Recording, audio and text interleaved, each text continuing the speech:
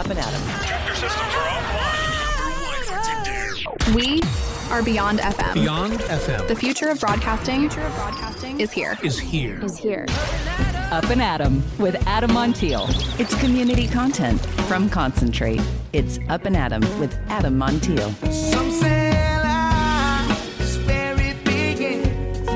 Straight to the stars is where it ends. Yes, some say life is just where it begins. Straight to the stars is where it ends. Only to start again. Wednesday. Let's go. Thanks for being Up and Adam. My name is Adam Montiel. We're going to give you a chance later today to win tickets to Pink Drank. Happens Saturday, July 12th, Elks Lodge. Over 30 producers of everything from wine, beer, cider spirits, cocktails, all for a great cause. Drinking, partying with Pink, but with purpose. Check out pinkdrank.org for more. Would love to see you out there. Saturday, July 12th.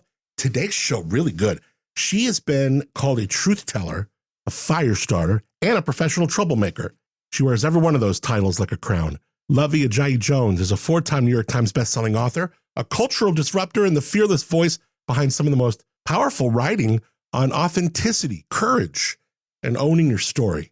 Her TED Talks got millions of views. Her words have set boardrooms, book clubs, and bestsellers lists ablaze. And now she's stepping into the world of children's books, armed with humor, heart, and a whole lot of truth. A little troublemaker defends her name. If you've ever been told your voice was too loud, your name was too much, or your story wasn't enough, it's a conversation for you. Plus, if writing a book has ever been on your heart, she's going to give you the real talk on how to stop dreaming and actually start doing. That's all coming up ahead right here on Up and Adam. Before that, this story is interesting. Everest meet espionage. A group of climbers recently summited Mount Everest in record-shattering time. But it wasn't just their speed that raised eyebrows. These guys were packing canisters of xenon gas. This is like that rare stuff that's used in medical anesthetics and nuclear research. So officials in Nepal were like, wait a second, especially after learning the team may have skipped formal approval from Nepal's ethics boards. The climbers claimed it was all for a scientific study on high-altitude brain function. Nothing shady, just some cutting-edge research on oxygen deprivation. But the fact that they hauled that gear up so fast, almost suspiciously fast, they got up and did Mount Everest, it all kind of deepened the intrigue. So xenon, this gas, has some wild properties. It's used in experiments to measure brain activity. It can even mimic sleep or unconsciousness. But it can also be used to detect nuclear blasts, which turns this into more than just a climber's curiosity. It starts sounding like state-level science. So now the officials in Nepal, they want answers. And also the UK, they're looking into it. That's where these climbers were from. And Everest, well, she's just standing there watching the whole thing go down. What a story, though. And locally, Atascadero just leveled up. Your lazy summer day, the boathouse at Atascadero Lake is back. This time, they're bringing the beer. Local favorite Wild Fields Brew House taking the helm, soft launching over Memorial Day weekend with a very Central Coast vibe, cold beer, paddle boats. Nice. The grand opening set for June 14th when the Lakeside Boathouse officially becomes Wild Fields Lakeside, the brewery's second location after their Colony Square headquarters. So what's the vibe? Well, think family-friendly, concert-ready, beer in hand while you pedal on the little paddle boats. You can grab one of their 16-ounce cans of their beer, anything from their lager, their IPAs, their stouts even, if you're feeling cozy, and crack one open on the lake or on the shore. It's totally legal. Atascadero's got this glorious open container law that gives this little boat day its flavor. I think they had like 80 boat rentals on that soft opening, so it was popular. They're going to be open daily 11 to 7 through the summer, and if all goes well, they're hoping to stretch it into fall. All right, before we get into our chat, Pink Drink is back Saturday, July 12th at the Elks Lodge in Slow. Over 30 of the hottest producers in wine, beer, cider spirits, craft cocktails, all poolside, in pink, curated bites, a live DJ. This isn't your average tasting. It's summer served sexy. Don't miss it. Pink Drank, D-R-A-N-K, pinkdrank.org. It's Up and Adam with Adam Montiel. She's a 4-time New York Times bestselling author, a powerhouse speaker, a literary coach, and the voice behind one of the most iconic TED Talks out there. Millions of views. Whether she's challenging culture, lighting up the page, or helping the next wave of writers find their voice, she shows up. Her newest children's book, Little Troublemaker, defends her name, is bold, sweet, and really soul deep, just like Luvvie. Thank you so much, Luvvie, for being up and at 'em. Thank you for having me. I'm really excited that you're here. Now, you've been called, this professional troublemaker, but it's not about chaos, it's about courage. What's one moment, maybe even from your childhood, Luvvie, where you first realized that your voice could really shake a room? Oh my gosh. I was a kid that always got in trouble for her mouth. So I think I realized that early, after I would know that things that I would say would definitely be heard and make some impact. For me, I was the kid who never felt like she could be quiet in the face of something that she didn't feel was fair. So like if somebody did something around me that I did not love or did not think was kind, I would always say something. Like, you would hear my mouth. And I think I was allowed to have that voice too, and that was a gift, recognizing that my voice does matter, that I am supposed to use it to shift the room was important. So yeah, I've been clear about that. It's so interesting how, because I always got in trouble for talking, when you're a kid, like in class, talking. And then later on, here we are, we're doing it for a living. Like, yeah, it turned out okay.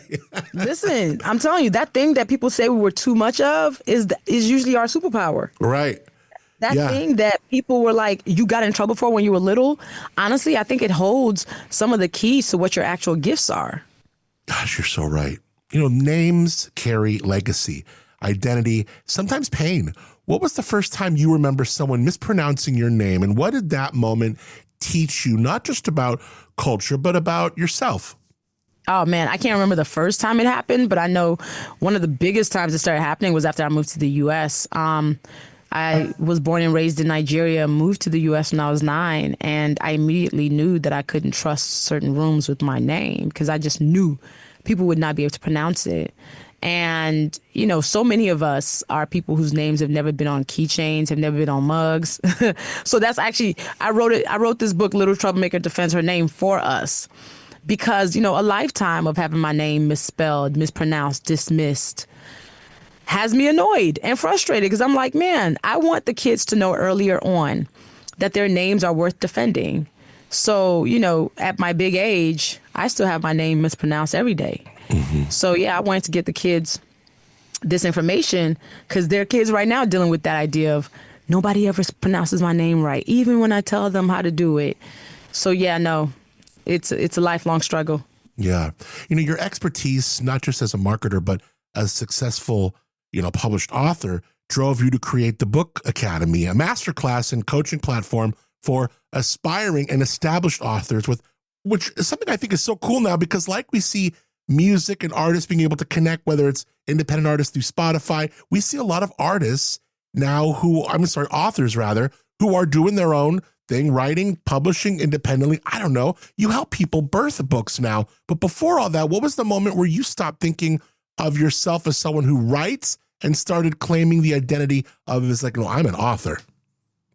Ooh, that's so good. Yes. So, writer is such a title that even took me a long time to claim. So when author became a thing, that actually was easier to claim than writer because writer led to author. But before I even could say I was writer, I was like, can I use the same title as a Toni Morrison? Like, that's Toni Morrison and she's a writer. But I think I'm a writer because I write. Like, that's my gift. So author became my title just objectively in September 2016 when my first book, I'm Judging You, the Do Better Manual, came out. You are an author when you have published work. So I couldn't deny that title. I'm like, yeah, I actually have written these 80,000 words into a book. So that is one that really changed my life. That title changed my life because that book came out, hit the Times list immediately. Everything about the opportunities I was getting changed. My fees changed. The doors that were open for me changed. And now I am on my 5th book. You mentioned that now I teach people how to write books, but it's because it is so clear how many of us have really dope stories that we need to tell. We need to tell them in these printed works, these published works that can live on bookshelves.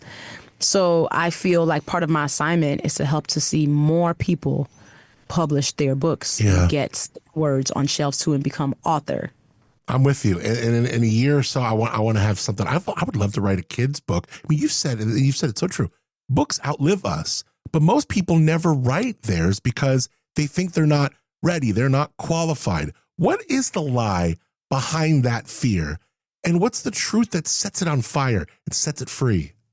I think all of us have stories to tell, stories of joy, of grief, of expertise, of romance, whatever it is, sci-fi. We all have so many stories to tell. And in our stories are lessons that could help somebody else out. So I think we just need to get out of our way of thinking, why would I write a book? Why not you? Why not you? Everybody who writes a book is not necessarily extraordinary. They just pick moments in their lives or stories that they feel called to share. And I think some of our favorite books really kind of share ordinary stories, but in the ordinary is our humanity. So yeah, there's so many of us who need to write books, who need to be published, who need to be heard. And we're just not telling those stories. We're not being visible. Yeah. You created Troublemaker tips in this book like a superhero might give their sidekick a cheat code, right? If grown-up Luvvie could write one Troublemaker tip to your younger you, what would it say? And what how would that look? Oh, man. If I could talk to little Luvvie, I would basically tell her to maintain her power, and that her mouth that usually gets her in trouble is actually like her gift, like her ability to use words to communicate can shift her life and others. I'll tell her to protect her her heart, because that's a big part of her magic. And I tell her to just continue being her, like truly holding on to the truest version of herself, because I think that's the version of us that thrives. Yeah, you've coached many voices, but I'm curious, what's the one question you ask someone at the beginning of the process that tells you whether they're writing a book or maybe just holding a dream hostage? Like, every book starts with a story, but maybe the first page is you deciding to stop hiding. What is that first thing you say? Hey, here's what you need to identify. Here's the thing. Actually, you know what? I have a question for you. Yeah. Have you ever thought about writing a book? I have. Totally. I want to. Okay, what's been stopping you? Again, just kind of like, okay, what's the best way to do? Do I write about my radio career? Do I write about my transition into like going, taking this and going independent? Do I write about resilience? Do I write about something funny? Do I write a kid's book that could just be, light and warm? You know what I mean? So all those things. Got it. So one of the first things that I ask my clients when they come to me and say, I'm thinking about writing a book, I have all these different ideas, I don't know. My first question is typically, what do you feel is most urgent? What do you feel is most urgent that you want to say? Yeah. That thing needs to be the book. And people think about like, I have 8 ideas. And I'm just like, don't worry about the 8 ideas. Just worry about the next book, right? Don't worry about the strategy of, okay, I'm going to write one book first and then second. No. Just get the first book out, the next book out. So that's the question I usually ask my clients. What is feeling most urgent for you to say? Yeah. Wow. That's so good. Well, I just can't tell you how much I appreciate our time and this book here. We'll put links in the show notes. I love the Keychain project that you give, folks write their own keychain, right? It's so cool. So thanks for taking time and being up and at 'em and having this open chat with me. I really appreciate you, Luvvie. Indeed. Thank you for having me. Some say life is where it begins. Straight to the stars is where it ends. Only to start again. You can find all the links in the show notes. Grab Little Troublemaker defends her name. Check out Luvvie's writing, thebookacademy.com, all in the show notes. All right, thanks to Dow Vineyards for being up and at 'em. They just dropped something cool called the Taste of Luxury. Tiny vials, big flavor. You get to sample Dow's top-tier wines like Soul of Lion, Patrimony in these sleek 100 ml pours. Then there's Dow Plus. It's an app for their community that gets you exclusive wines, VIP events, all access perks on the mountain. Get to dowvineyards.com, reserve a tasting. Check it out, dowvineyards.com. All right. Want to thank our friends Moonshiner Collective for original music on the show. Start Again.